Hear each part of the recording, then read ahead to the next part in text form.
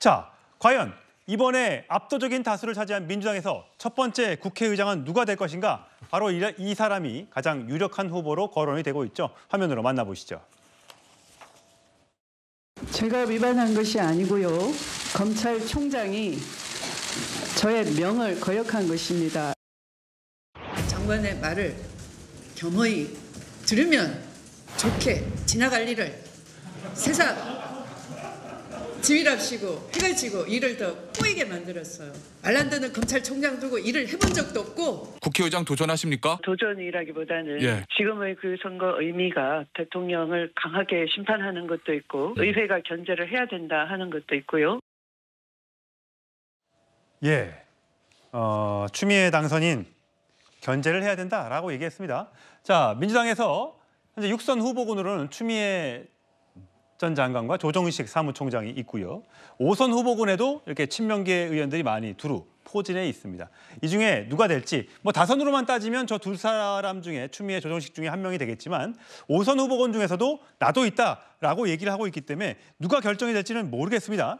자, 그런데 장 변호사님, 네, 보통 국회의장이 되면 탈당을 하죠. 그렇습니다. 예, 중립을 지키라는 의미에서. 그런데 지금 추미애 전 장관은 뭐 탈당은 뭐 당연히 법적으로 해야 되는 거 하는 거지만 꼭 중립을 지켜야 될 의무는 없다 이렇게 얘기하고 있는데 어떻게 발언 들으셨어요? 그런 메시지를 냈죠. 방송을 통해서 본인의 입장을 이제 견지한 바가 있고 사실 국회법에 국회의장은 당적을 버리게끔 돼 있습니다. 그 입법 취지는 당연히 한 정파에 소속된 의원 신분이라는 걸 국민들이 모르지 않죠. 그럼에도 불구하고 입법부의 수장으로서는 이 양당을 잘 어울릴 수 있는 그런 역할을 하라는 취지일 겁니다. 저는 추미애 전 장관 같은 경우에도 이런 입법 취지를 모르진 않을 거라고 생각합니다. 다만 이제 민주당 일각에서 요구하는 의장의 어떤 역할과 관련해서 그동안 굉장히 수세적이고 소극적이지 않았지 않느냐라는 이런 문제의식에서 이런 이야기를 하신 것으로 보이는데 이런 메시지를 민주당 의원들이 들었을 때 이게 그 각 당의 의원들이 표를 던져서 선출이 되는 거 아니겠습니까?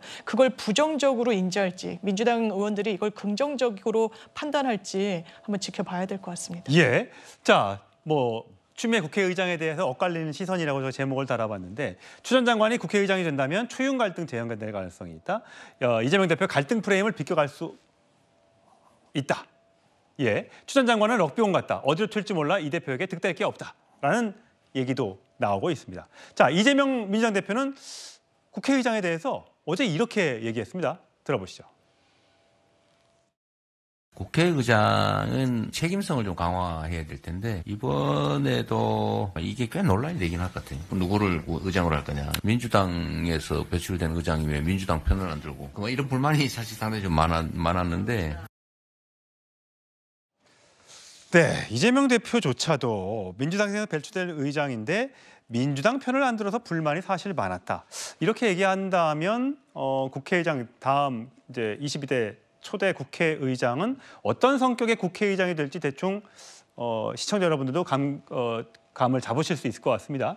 자, 추미애 전 장관, 대파가 좌파도 우파도 아니듯 국회의장도 좌파도 우파도 아니다. 그렇다고 중립은 더더욱 아니다. 주저하지 않겠다라고 얘기를 하고 있습니다.